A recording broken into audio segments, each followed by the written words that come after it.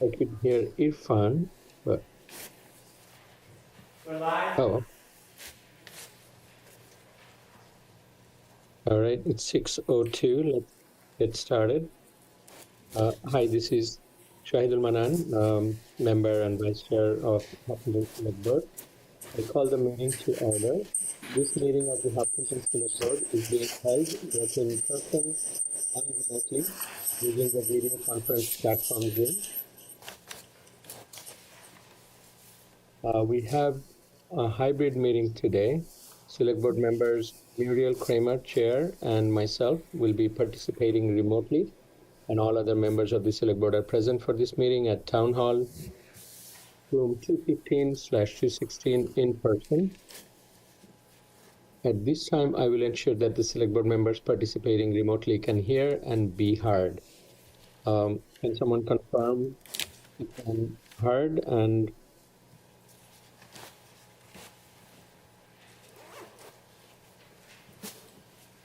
actually I did not hear anything. Oh, we can hear you. Yeah, we can hear you. I'm not sure that Muriel is on the Zoom. Muriel, if you're on the Zoom, can you raise your hand so we know? Okay, so did Ben see that? It is her, okay. Yeah, I see Muriel. Okay. Can you hear us, and can you speak so we can confirm that we can hear you?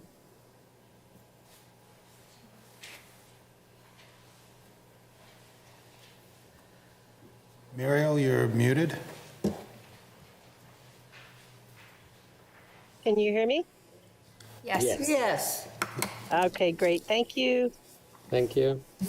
Do we need to roll call for the members in the room? Amy Ritterbush, present.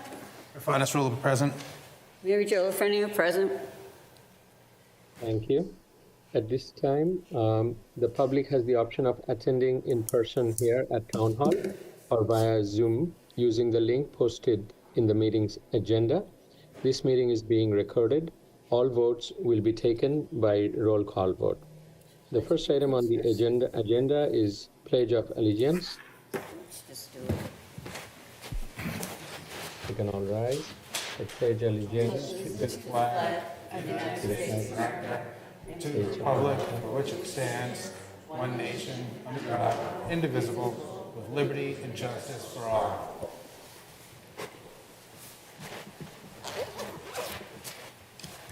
Thank you.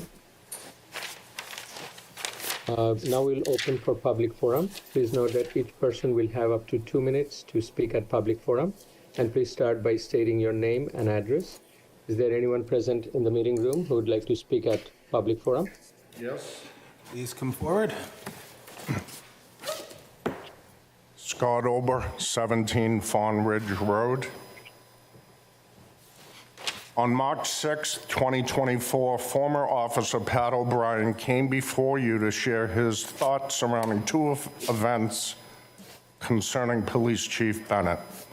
He said the reason he was there was to provide clarification for the board, since he knew you had an executive session that night to discuss placing Chief Bennett on administrative leave.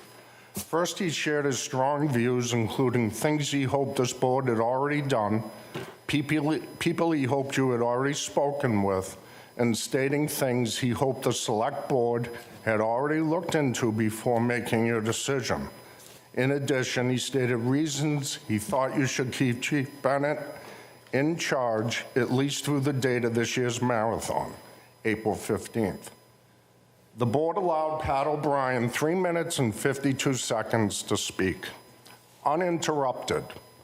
His feedback and opinions went uninterrupted until he was done speaking. He wasn't once told he was nearing the 2-minute mark or over 2 minutes or needs to wrap it up. I feel a need to point this out because any other resident that comes before you during open forum, especially anyone who shares their feedback on the police chief, is interrupted before the 2-minute mark and continually thereafter. This shows some clear bias for whose comments you will listen to and is another deterrent to keep our community from coming before you during a time when everyone should feel welcome to speak and expected to be treated fairly. Lastly, I would like to be sure you do realize that Pat O'Brien didn't say that the police chief shouldn't be terminated for his poor performance, just that he shouldn't be the only one held accountable for violating a victim's rights and should be kept on through the marathon. Thank you. Thank you, sir. Thank you. Hi, Kelly DiPaolo, 6 Hoyt Way. I am also here to comment on Pat O'Brien's suggestion that the Select Board should keep Chief Bennett in charge at least through the marathon. Pat felt that someone with the chief's institutional knowledge and expertise should be overseeing the smooth operations of our town's public safety officers in order to protect the thousands of lives of both police and civilians who attend and run the marathon. And Pat's right. For this highly sensitive international event, an event we learned is classified to have the same level of security as the Super Bowl and the presidential election, and an event that already has been the location of a terrorist attack. The board absolutely needs a seasoned, knowledgeable, thorough, and effective leader in HPD running the show for us. Luckily, the chief has done this before. In fact, your chief, the guy you want to keep in charge to get us safely through one of the world's most vulnerable international events, drafts and circulates a handbook for all the HPD officers to study in advance of the marathon. It contains essential information for them to know should anything bad happen, as we have seen in the past. One of those essential pieces of information is a list of contacts from those other police agencies so that HPD officers can reach them in the event of a threat. You likely saw this handbook in the past. I happened to see a copy of it from last year's April 17th, 2023 marathon. There's one page in here where the chief listed the names and contact info of the Massachusetts State Police troopers whom HPD officers should call if something bad happens, which it has. Something that if they need assistance or they need to give the troopers a heads up or something or anything of the sort. Using public sources only, I searched those troopers' names, each and every one of them, to see if they in fact were working the marathon that day. The list proved to be grossly outdated. Enter, ma'am, you're at 3. Thank you. Thank you.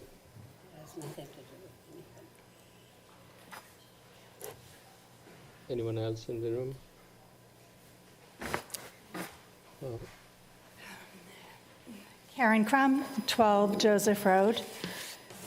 As you just heard, one critical resource provided in the Chief's Marathon Handbook is a list of names and contact information from the Massachusetts State Police troopers who Hopkinton officers should call in the event of a threat. One might assume that Chief Bennett takes precautions each year to be sure these contacts are prepared for these calls.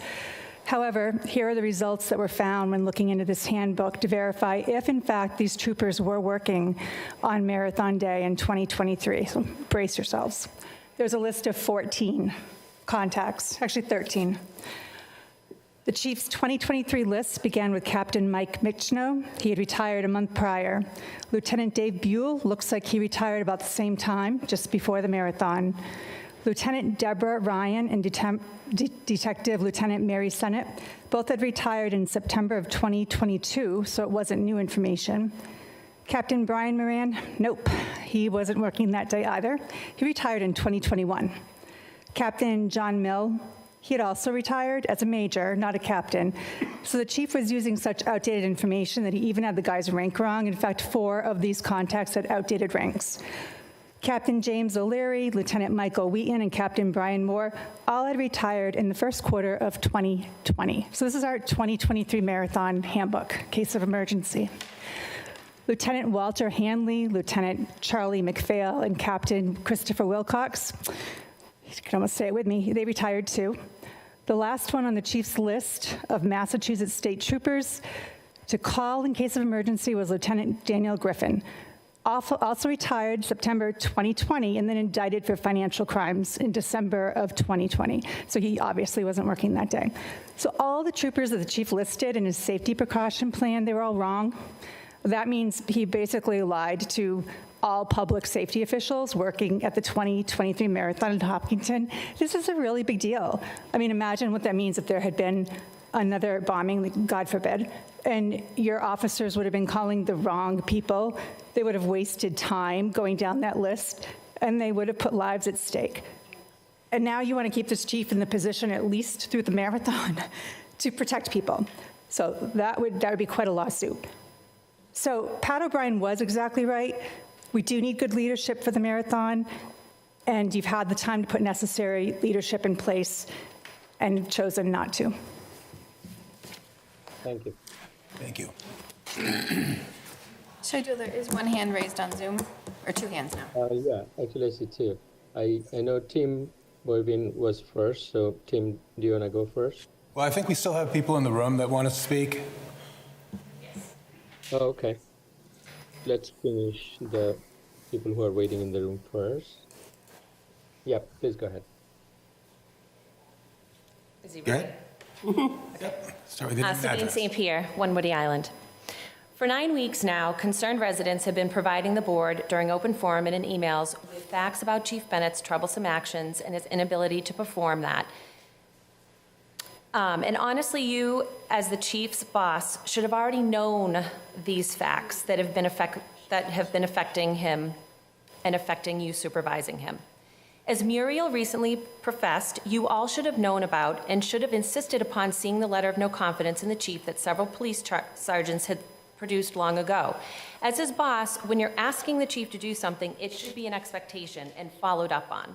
It's not just about the chief's inability to be effective in his role anymore, but this also sheds more light on the ineffectiveness of you as his boss and as our town leaders. It's highly concerning, and it should be concerning to our Hopkinton residents and to the police officers who put themselves out there, that the select board has allowed the chief to stay in his role after you have become aware of so many failures on his part. The information you just heard is yet another failure to add to Muriel's already dismal review of the chief's performance, as well as to the Ober's March 11th meticulous step-by-step analysis of his self-review, which can be found on Hop News. Hopkinton residents should be asking you, the select board, to explain why you have kept the chief in command throughout a lengthy time frame of well-documented poor performance.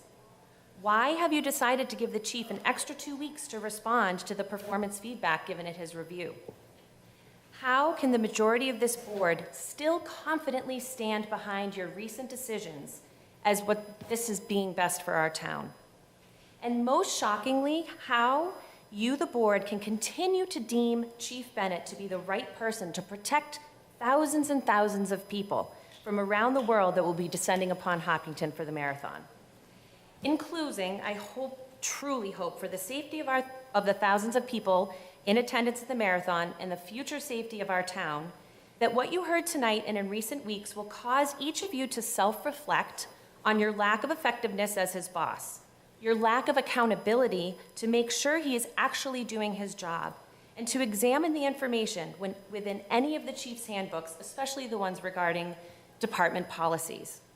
And given the timing, we, the townspeople, should be praying that you all now feel a sudden sense of urgency to check the Hopkinton PD's 2024 Marathon Handbook to make sure that the chief has not once again risked the lives of either neglecting or lazily copying, pasting outdated security information into that resource guide, as we have heard tonight. Sorry, we're way over 2 minutes, but thank you.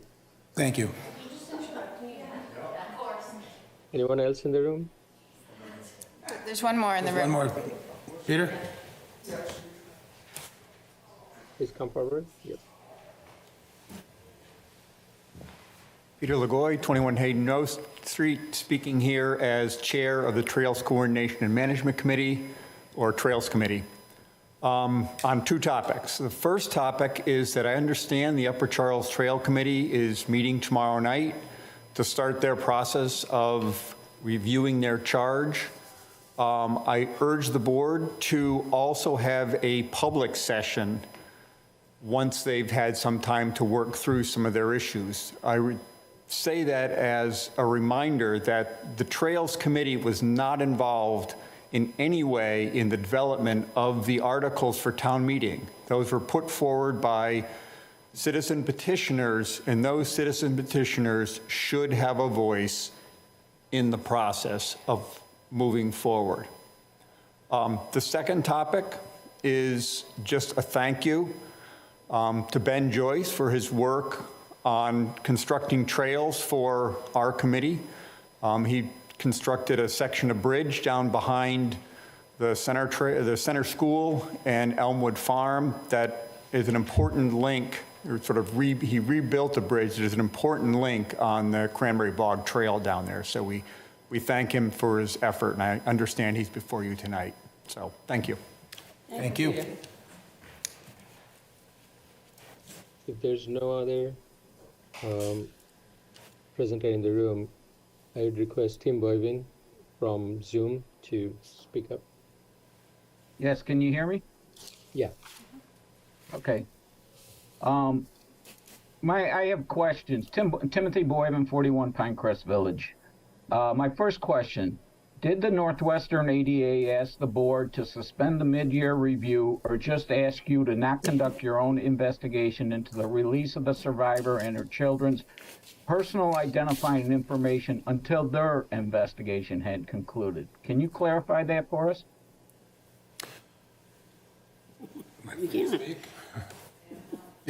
Yeah. The DA did not ask us to suspend our mid-year performance review. We are planning on continuing that in the next week or two. And that hearing is supposed to be held in public, right? Yes. So why was the decision to suspend the review not debated in a public meeting, given that the discussion was tabled 3 weeks ago so the chief could give himself time to prepare answers to the chair's several other questions about its performance? I can't answer that. I can. Okay, please. Scheduling of a matter before the board is an administrative measure, and that was discussed outside the open session. It's an administrative matter.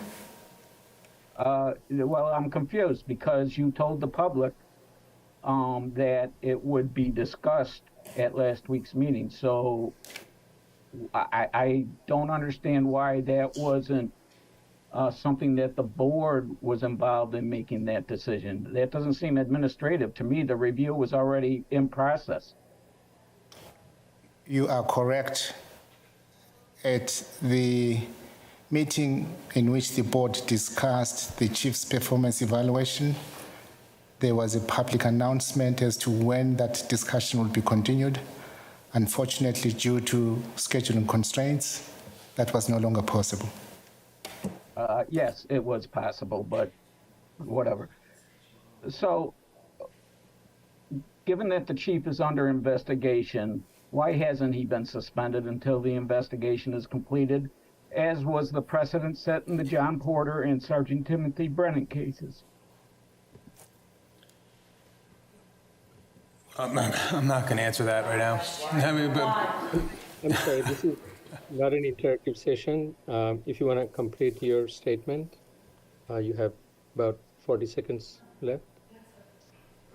this isn't a question and answer period, just for everybody's sake. It's a public, it's an opportunity for you to speak. I don't know if you've noticed, but we're taking notes as to everything that you guys say that we are going to take up. But this is not a question and answer session. We're giving you the opportunity to speak.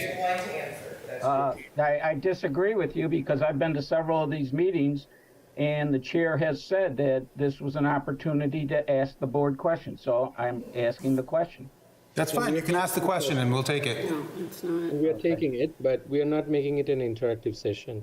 That's not how we operate the public forum. It's more to hear questions.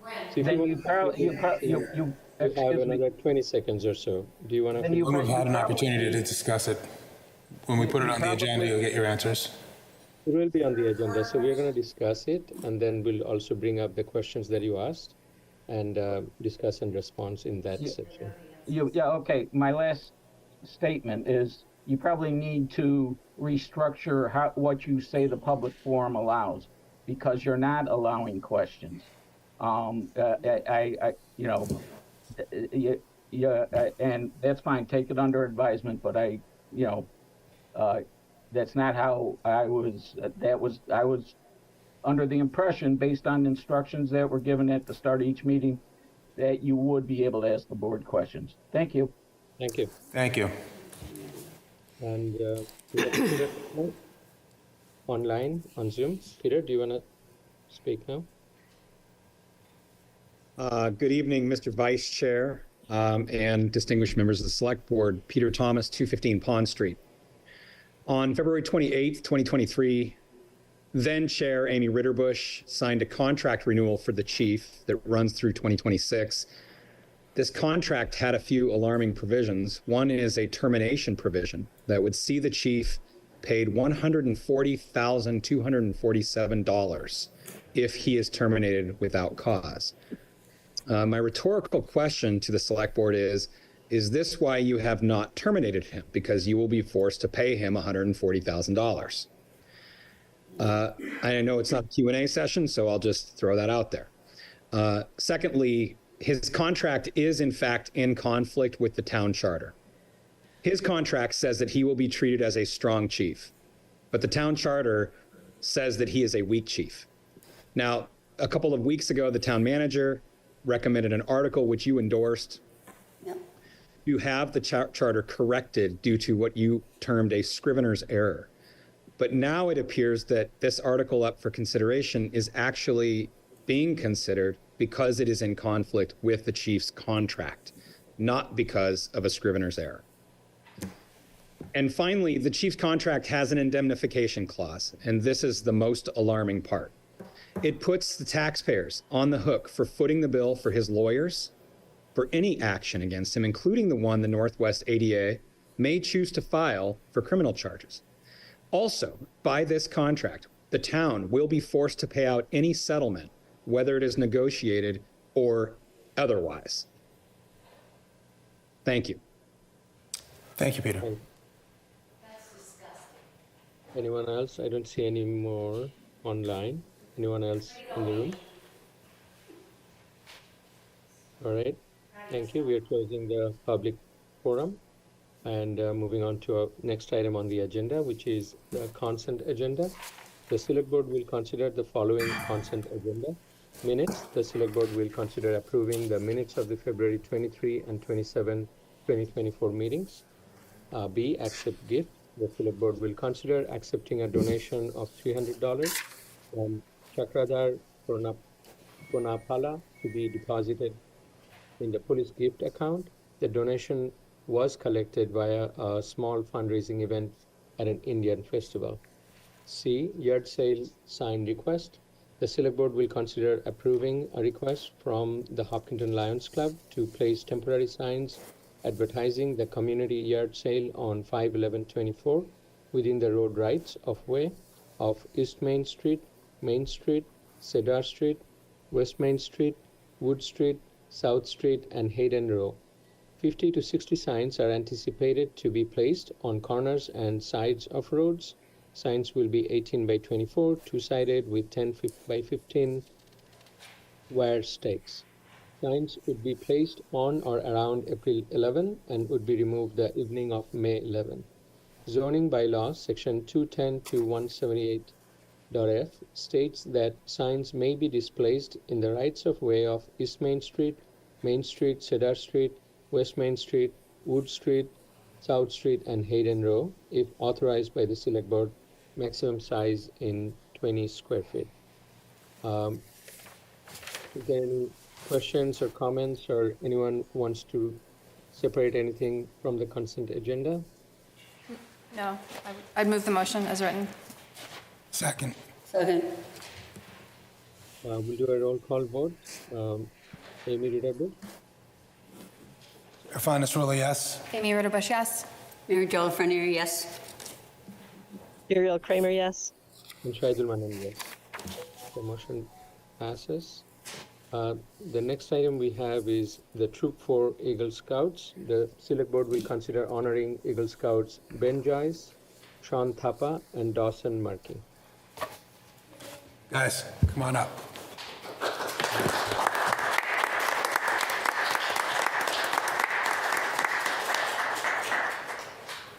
And I'm going to invite the parents to come sit in the front row.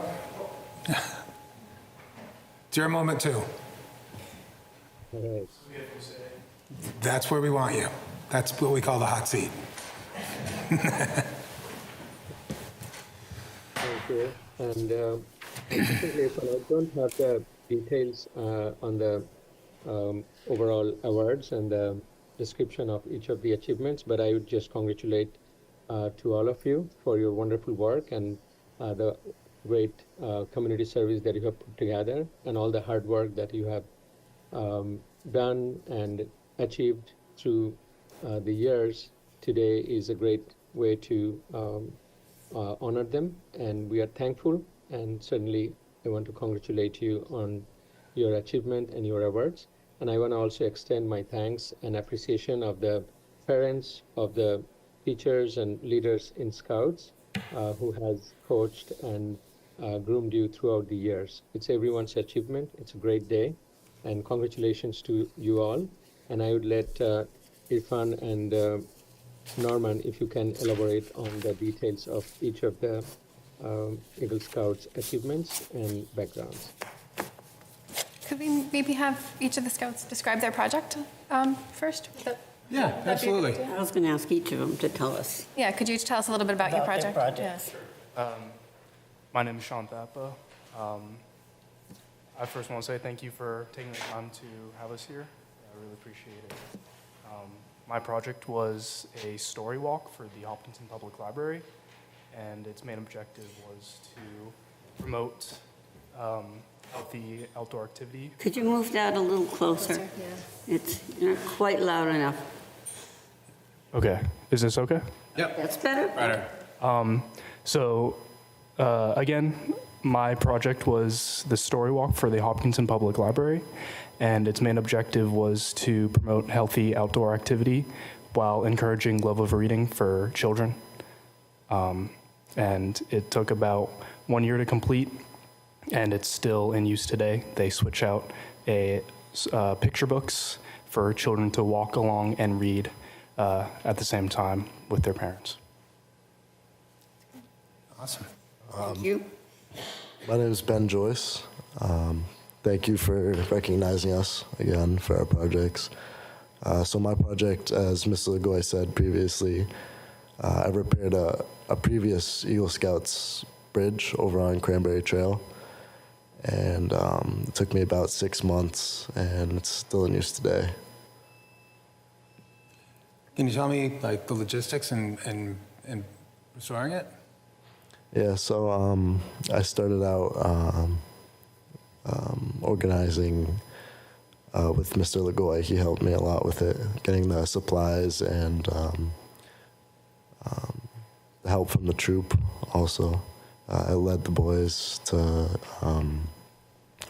clear a trail as well, and remove the old boards that were all rotted and put on the new ones. Yeah. Excellent. That's quite the feat. And Dawson? My name is Dawson Markey. My Eagle Scout project was repairing or cleaning veterans' gravestones at East Hopkinton Cemetery on Clinton Street.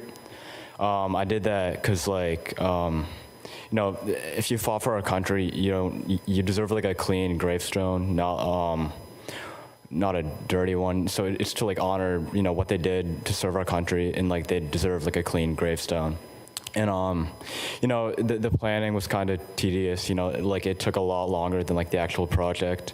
But I was really proud of myself when I got it done. So that's really all that matters. So tell me a bit about the tediousness of getting the preparation. You just have to email an adult leader, there's a whole bunch of like paperwork. It's just like, I don't know, it's kind of overwhelming. But then doing the actual project is like fun. The paperwork, the planning is not. I would be curious to know from all three of you if you can talk about something that might have gone wrong and how you learned from it, which I think is a skill you're going to use, later in life as well. I mean, for me, the solution I used to like clean the gravestones, it looked like for the first like couple months that it like wasn't working. Initially, I thought it was gonna like work instantly, but it took about like 4 months or something. I should have like researched before how long it's actually gonna take, so that I wasn't like disappointed after a week by not seeing any results.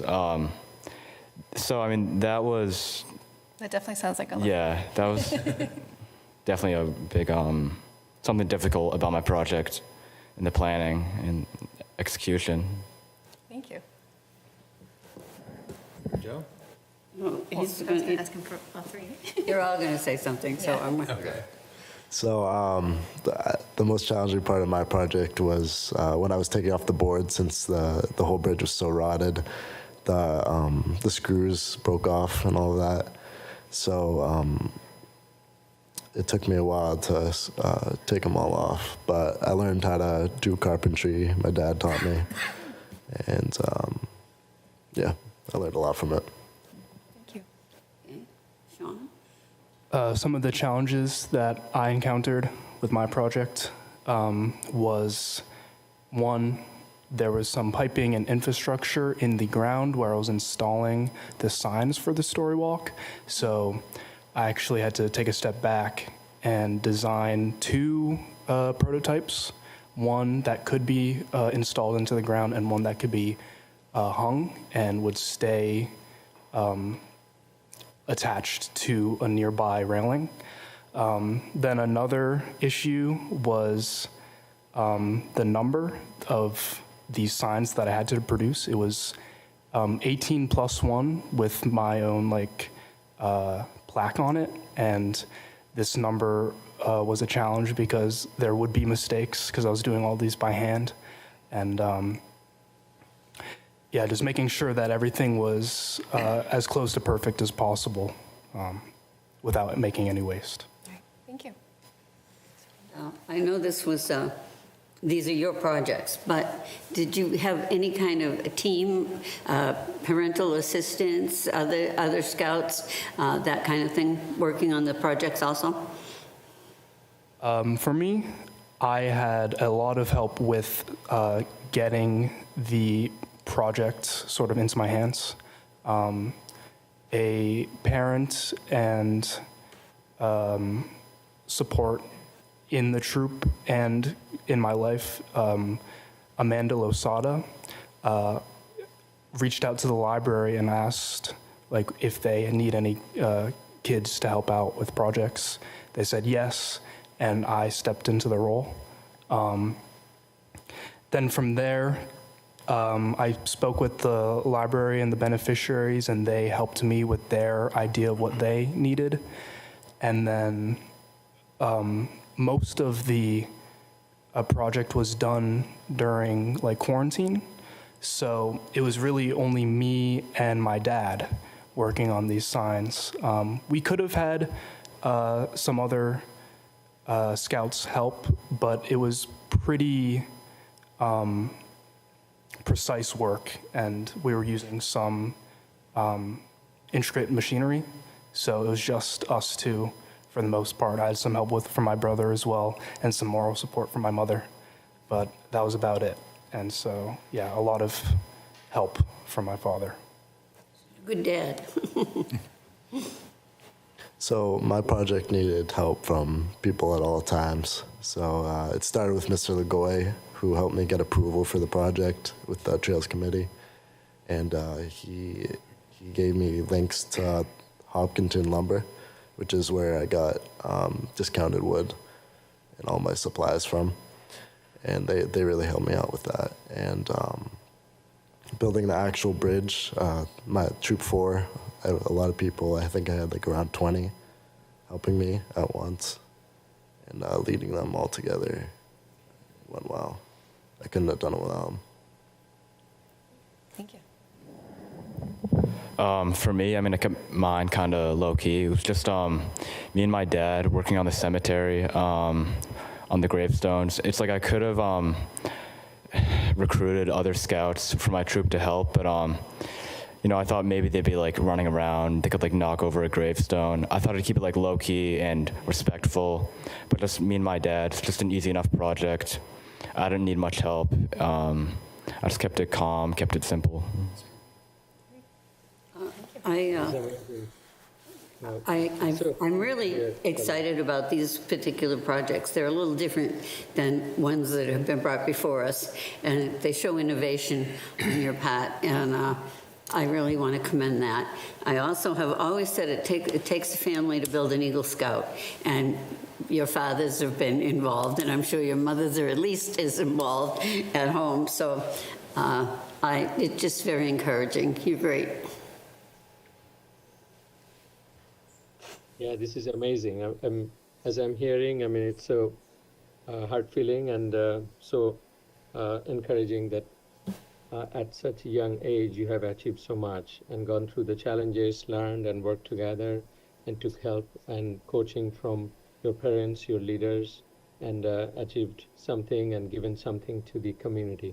I really wish you all the best, and I'm sure you'll grow more as you're in your leadership and continue to give back to the community. I just wanted to ask quickly if each of you can tell what would you say your biggest learning through the years and through these projects, in one sentence, if you may? Don't quit, don't give up, because you'll be proud of yourself in the end. So being a previous SBL, I really learned how to lead, and I think that translates to the rest of my life pretty well.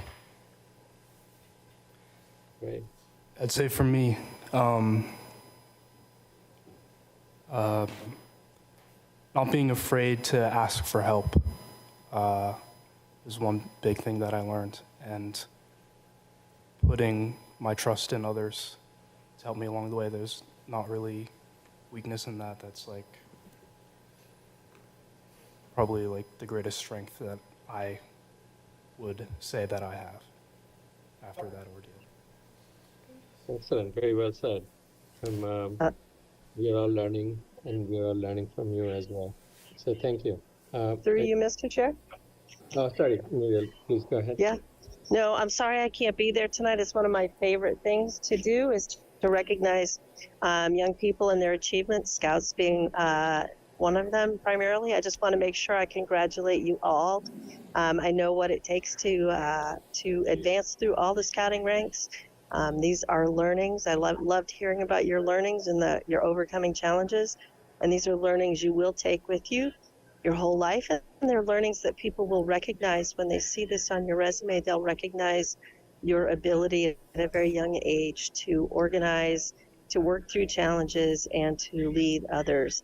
So congratulations, and I wish I could be there tonight. And my apologies for missing it. Take care.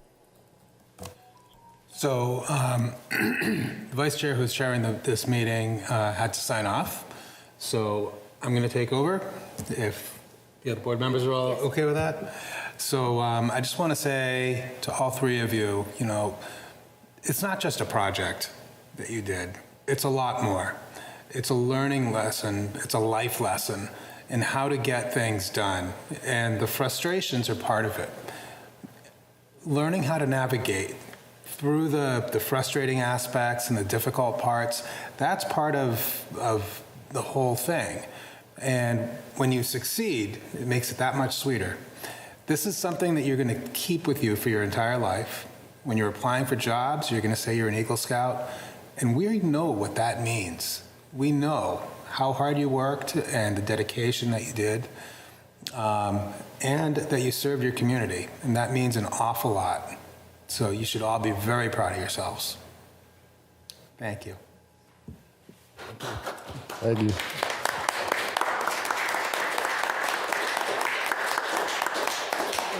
Get a picture? Pictures. Proclamations? Yep. You want to come up, gentlemen?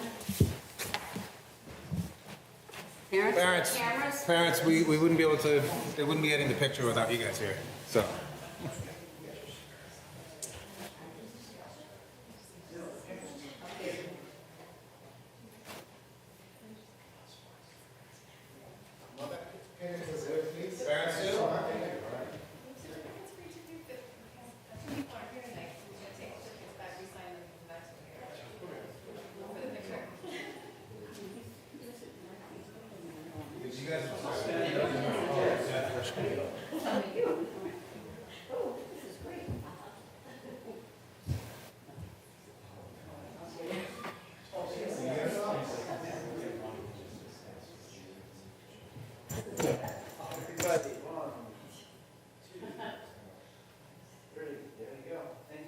Thank you.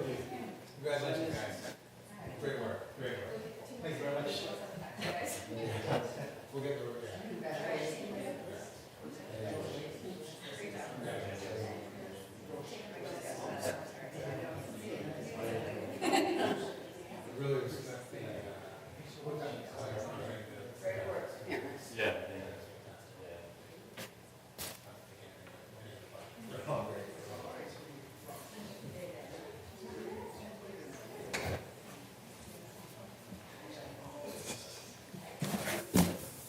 Did you take them back?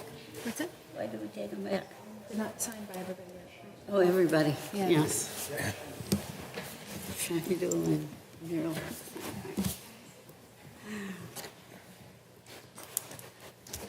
Okay, so the next item on our agenda is a new police officer.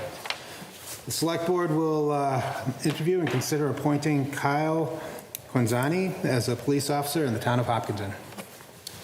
Mr. Kamalu and Chief Bennett.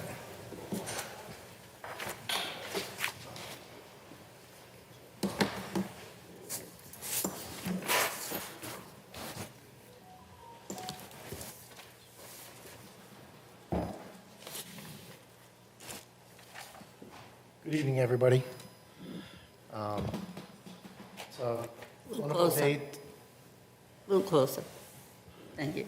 All right. Thank you. It's a wonderful day when we can bring forward a new police officer. As you know, and as I've stated before, a lot of work goes into bringing forward a police officer, and Mrs. Merrill will outline a little bit of that. But I think I probably would like to start with the process of how we get here, if you'd be willing to cover that, and then I can discuss a little bit about Kyle and introduce you to him. Absolutely. So through the chair, the process started with a posting on December 12th of 2023. We had a priority deadline of January 2nd, and we received 33 applications, cover letters, and resumes for the posting. We identified 10 initially that had the qualifications according to our posting metrics to be interviewed, and we conducted first-round interviews on January 18th. We saw 9 candidates at that time, and we interviewed those 9 candidates with the assistance of Officer Matt Santoro, Officer Cody Normandin, and myself. From there, we put forth 6 officers to be interviewed by Chief Bennett, Detective Sergeant Van Ralton, and Jessica Leverance of HR on January 24th. Additionally, we interviewed a candidate on February 7th who had been actively deployed. So we waited for their return and then interviewed that individual. So from that posting, we have identified 6 officers. They're all in various stages of the pre-employment process right now. Kyle was the first to complete the pre-employment process. He is graduating from the Merrimack Academy on April 12th, and we'll be ready to start within days thereafter. So that was our process. Right from the beginning, when I met Kyle in the interview, I was very impressed with his responses. They were thorough, and he showed a level of care and compassion that we look for in our police officers, as you've all experienced. Kyle is going to graduate with his master's degree and his academy class, so he's going to hit the ground running. I'd like to personally thank everybody that goes into the work of bringing Kyle forward. Human Resources, police officers doing interviews, Detective Sergeant Van Ralton working with Christian on all the backgrounds and setting up the testing and physical and psychological testing that we put candidates through. It's a very rigorous process, and to be quite honest with you, not everybody makes it through even once they have a conditional offer. So I'm proud to sit here with you, Kyle, and as a matter of what will happen next, hopefully if you decide to hire him, is he'll be passed on to the field training team. Tonight, Shannon Beloin is here. She's going to be his lead field trainer. She came in from her time off to be here tonight and support Kyle. And be happy to discuss what that looks like after you meet Kyle and after you consider him. You can talk right into the mic. Excellent. Kyle, would you like to introduce yourself? Yeah, of course. As Chief said, I'm Kyle. I'm 22 right now. I'm from Millis. I'm a student officer in the Merrimack College Police Academy. How that works is once you finish your undergrad, you can apply to the program. It's a dual program, so I have to do my master's degree and the police academy at the same time. So it's been very busy. But yeah, I've known I want to be a police officer since before high school. It's starting to feel real now. I'm really excited, and I'm just happy to be here right now. Excellent. I'm going to let the other board members to start. I just want to say, I think that's really great that you're getting your master's at the same time. I think you'll never regret that you just got that out of the way at the beginning, although I'm sure you're really busy with it right now. But, so the town of Hopkinton has adopted the Pledge Principles and Actions on Systemic Racism in our community and other communities. And that pledge reaffirms Hopkinton's ongoing commitment to address systemic racism, social injustice, and inequity in our governance and provision of services to Hopkinton residents and businesses. And so in what ways, as a police officer, can you support that pledge?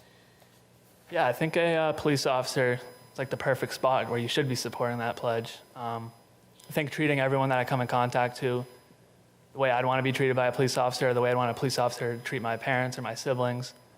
I think police work is based off factual information, integrity, and respect. There's no room for bias, racism, systemic racism, anything.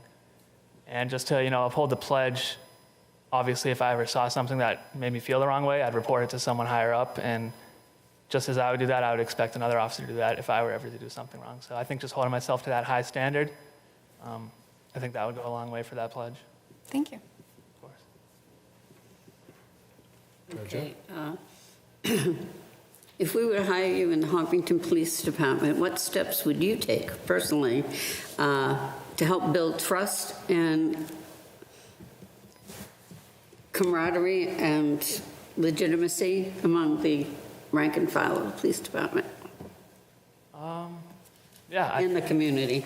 Yeah, absolutely. I think for the fellow police officers, just always being ready to back them up for anything they ever need help with, but also just becoming like a friend to them. End of the shift, if they need someone to talk to, I'd want them to feel comfortable coming to me to talk, just to, talk about whatever they need. Same with the community. I just treat everyone with respect, go to community events, whether I'm on duty or off. Say like any action, no matter how small or how big it is, I think people remember how the police treat them. So if I can treat someone right, they're going to remember that forever. It might change their whole view of police in general. So I think that would help my reputation in town.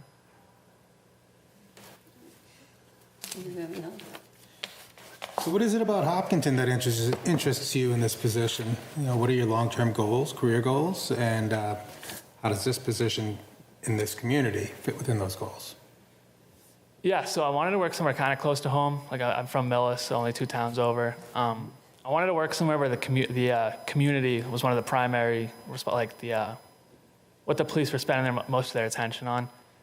I think I'm a people person. I think I'll fit right in here at Hopkinton because off what Chief has told me, or the other officers that are here supporting me, it's a very community-driven department. I think I'll fit right in, and I've always had some good personal memories here in town. I used to play baseball here all summer and then come downtown and get pizza, so I've never had a bad memory in Hopkinton, so. You are a rival. Tri-Valley League. What about your career goals? Career goals, I mean, I've always just had my heart set on becoming a police officer. I've never really looked further. Like, I guess just become the best police officer I can be and see where it takes me. One thing I've always had an interest in, I don't know if you guys do that in Hopkinton, would be, I've always wanted to have a canine, so if I could ever do that, that would be an awesome goal of mine. But other than that, just, becoming the best police officer I can and just leave a meaningful impact on a lot of people. Excellent. Muriel? I think she stepped off. Huh? Is she on? Oh, no, she's still on. Still live. Yeah, I saw her. Muriel? Yeah, hi, thank you. I apologize that I can't be there tonight. I guess I would just like to know what you think you and other officers might do programmatically or through interactions and so forth in the community to encourage young people to think about being a police officer as a career goal and instill a positive sort of opinion in their minds about this as a potential career for themselves. That's a great question. I think the first thing I'd have to do is just interact with as many young kids as possible. Not only leave a good impression on them, but also say, this is what it's like to be a police officer, and tell them all the good things about it. How I think, I haven't worked as a police officer yet, but I think this career really gives you a lot of opportunity that no other career in the world can give you. And I think, I know some kids hate police officers, some kids are scared of them, but I think some look at them as superheroes, and, I'd want to turn more kids to look at them like that. Thank you. I have one follow-up question. So a lot of people don't think about the ways that it's unpredictable and difficult to be a police officer, even in a nice, safe community like Hopkinton. What do you do to balance the stress of the job and take care of yourself? Oh, in social work, I'm a social worker, we call it self-care. What do you do to balance your work stress? One thing I've done through the academy and my master's is I always make time every day to work out, get my mind off things. I have a great relationship with my parents who are here. They support me through everything. I always talk to them whenever I need it. Same with my friends. Obviously, end of the day, I'll have to go home, write reports, write papers, more than I wish I ever had to. But I always just try to make a little time each day just to get my mind off the academy, just, do things I would do before the academy, whether it's go fishing, go out in the woods, go on a hike, hang out with my dogs, anything really. Just get a little space from what my mind has been at all day. So I think those things all help me. It's a good thing to do. It's my go-to. Get out in the woods. I just want to say that it's nice, and I hope you get to know them. We have 4 or 5 officers in the room for support, and they will support you. And I always appreciate their presence here, too. So get to know everybody. Absolutely. I think it says a lot about the department that they're here supporting me before I'm even part of their team. Yeah. All right, I'll lunch came up.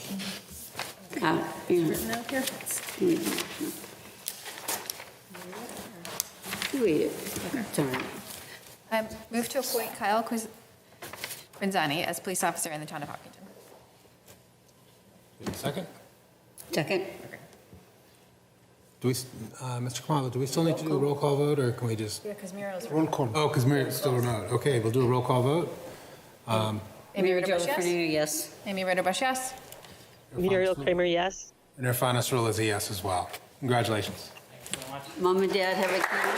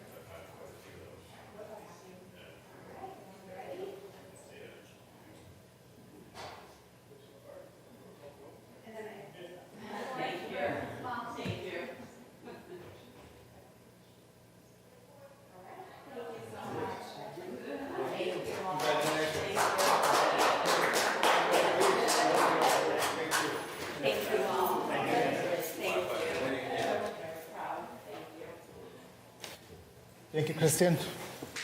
Congratulations, Chief. Congratulations, Chief. Yeah, yeah. Yeah. Certainly seems like we got a good one.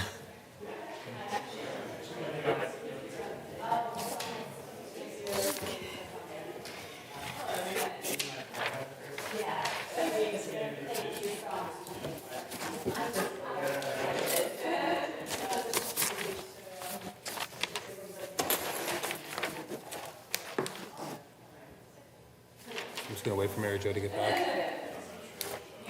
And Connor told me we're not doing the library trustee tonight because they forgot to post their meeting. Okay. But we just will need the next time. Okay, so it's getting kicked back? What's that? It's getting kicked to the next meeting? Yeah, well, we're doing the special town meeting warrant, but not the library trustee. Right, Yeah. right. Okay. Annual town meeting. Feels kind of weird speaking to an empty room, but the next item on our agenda, sorry. But since when do you speak? So the next item on our agenda is the special town meeting, May 6, 2024 annual town meeting. The select board will consider calling a special town meeting within the 2024 annual town meeting. And the select board will consider reviewing the draft annual town meeting warrant. Mr. Khumalo. Yes, following up on a discussion held at the last select board meeting, tonight we're respectfully requesting the board consider calling a special town meeting within the 2024 annual town meeting. We included a proposed timeline for the actions that are associated with calling a special town meeting. March 19th, 2024, the board calls a special town meeting and sets the date and time at a public meeting.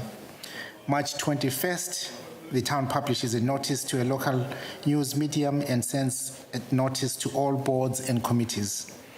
April 4th, articles are due to select board by close of business on the 10th business day following the publication. April 4th to the 12th, we work on preparing the warrant for the special town meeting. And then the week of April 15th, the select board votes to sign the warrant at a public meeting. April 23rd, we post the warrant at the town hall, post office, library, senior center, and at least one public safety building at least 14 days before the special town meeting date. And then Tuesday, May 7th, special town meeting. So that's my question. In our agenda, it said May 6th, but here it says May 7th. Are we specifically doing it on Tuesday rather than?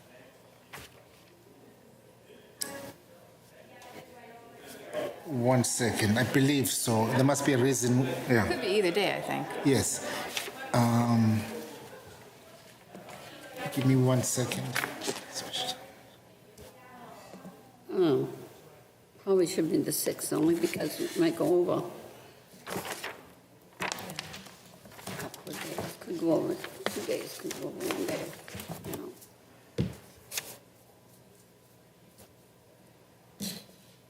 Connor is on the Zoom. Do you want to ask Connor?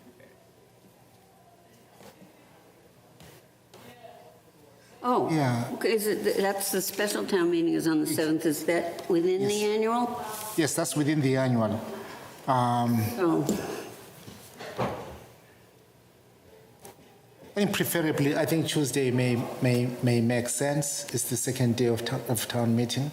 I Want the big deal either way. yes. Right, it's the second day, yeah. Yeah. That's right. So it's, town meeting is May 6th, then special is within the annual on May 7th. That's kind of the way we've done it. Connor just livened up now. Connor, does it make a difference to you whether it's the 6th or the 7th? So is this for the special? For the special? Within the annual, yeah. Yeah. Let me just. So is it just a question of whether the two dates, whether the 6th or the 7th, are preferable? Right. Okay. So I mean, I would say when it comes to these, because we don't know how long they're going to last, I usually suggest, and we've done it in the past, where we hold it on the 6th and we basically complete the business of the special, especially if it's just going to be one article, then we just get that all done before we close up, before we really start up on the business of the annual. I mean, that would probably be the most efficient way to do it. And that way, if we do start to get a real rhythm going, we're not stopping everything to take care of it on a second night. Mr. Khumalo, can we just amend the timeline? So that Connor knows, I'm actually counting the 14 days. Yeah, I'm counting the 14 days just to make sure that the 6th will work. Okay, if that's the, okay, yeah, go for it. Okay.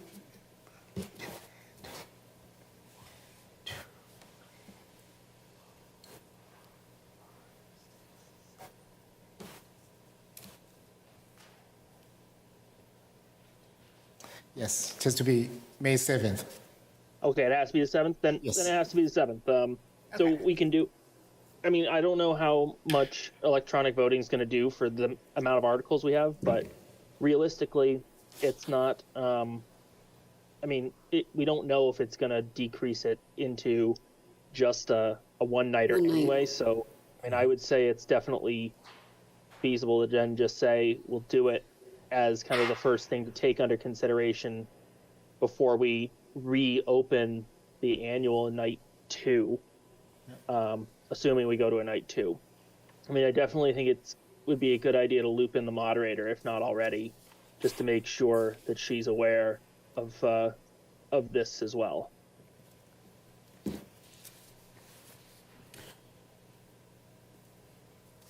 So, I want me to make a motion then? So, I would make a motion to call a special town meeting on Tuesday, May 7th at 7 p.m. Second. Okay, we have a motion's been seconded. Any discussion? Hearing none, we'll take a roll call vote. Amy Ritterbush, yes? Mary Jo Lafreniere, yes. Stefan Rolla, yes. Muriel Kramer, yes. Okay, thank you. Sure.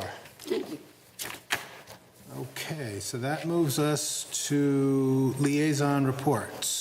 Does- Still the public. Oh, no, I guess the library is at the end, sorry. Library's at the end, yeah. Well, in case anybody is waiting for the joint meeting with the Board of Library Trustees, we will not be having that meeting. I think the Board of Library Trustees was unable to post it in time on their agenda. It was a posting challenge, and they are now looking for a date that would work for the trustees and the select board. So, with that, liaison reports. All of us attended the iftar last Friday at the Islamic Mazamin in Hopkinton, which was very nice and welcoming. There were a lot of people of different faiths there. It was nice. I was there also. It was great, except chasing around that little muskrat of mine. But it's easy for those who have toddlers. I went to the opening Marathon YMCA breakfast in Framingham, and that was really, really nice. They did a few things in memory of the Hoyts, and they had a number of good speakers, and just everybody having to do with the marathon pretty much was there, and it was a great event. And this morning I went to the chamber breakfast in which the governor was here last week, and Hopkinton has been made a platinum community, and they felt the state and everybody that is there. It's a real honor to be named that, because there's very few towns in the state that are it, and it has to do with our permitting and our planning on right now on South Street, making room for biotech, and the Board of Health was there because their inspections are great. The zoning board was brought out because they're good to deal with the planning board. Hopkinton is just a great town to deal with for these growing industries, and they appreciate it. So the governor and the people in the chamber have made us a platinum community in the state. We're one of very few. So it's quite an honor, really. That's great. The other thing I was going to mention too, that I think probably the two hottest topics for town meeting this year are the MBTA Communities Act. And I know the Planning Board and Zoning Board have been having a lot of discussions in public about that. So I would encourage everybody to watch those on HCAM, watch the replays so they understand both that article. And then the Hopkins School, the edition, I know they've been doing a lot of communication forums about that, so I'd really encourage the public to watch those on HCAM to get all their questions answered. Having been an assessor and always said Hopkinton grew late as a community, so by the time growth started coming out, we were still farmland, and then there were big acreage to go, and land became very expensive, so it was a 5-to-1 ratio to build, and that's one of the reasons Hopkinton has so many big houses and very few subdivisions of ranches, capes, and smaller homes, which Holliston and Ashland and Medway and the other communities that grew faster or earlier have. But now what I'm seeing, and it's the reason why we had to build the new schools and everything, because we just grew. And but what I'm seeing now is that the towns east of us, the first ones to grow, Natick, Framingham, bigger towns, are going up. They're growing big condominium complexes, and they're going up, and that's what's coming this way. And that now I know Natick's building new schools. Framingham's looking at them, and they're running into almost the same problem we had, only ours is a spread out, problem. And so we're going to have to keep an eye on growth because, and watch what's happening to the east. We want to stay a nice community like we are. I mean, a lot of that's going to be driven by the planning board too, so. And then we want to do some developing and economic development here in the center of the town, which would be good for people. Absolutely. Okay, future board agenda items. So, I mean, I think we've kind of gone through all these, and so we will be, so some of the future board agenda items are the proposed approach to changes to the charge, membership, and work of the Upper Charles Trails Committee. We're waiting for the committee to meet to provide some feedback. Tomorrow, I think, right? Yeah, and they're meeting tomorrow. Select Board will also consider forming a town economic development advisory council. That's something that Mr. Manon is working on. Mr. Manon is also working on the LNG plant oversight and advisory committee. And The dogs discussion point, I think we really should wait till after town meeting because the Trails Committee did put a dog article on the warrant, so I think we should wait and see how that goes. Okay. Sounds good. We can let the, what's after town meeting? So we'll let the chair know and she can schedule. She's paying attention. Okay. Sorry, Mariel. That's okay. The ominous voice in the screen. All right. Well, with that, I will accept a motion to adjourn. So moved. Have a second? Second. All right. Any discussion? We'll take a roll call vote. Amy Roderbush, yes. Mary Jo Lafreniere, yes. Honest Rilla, yes. Muriel Kramer, yes. Thank you all. Thank you, everyone. Thank you, Muriel. Thank you, Mariel. I thought Muriel was going to vote no. She's in Memphis, I think.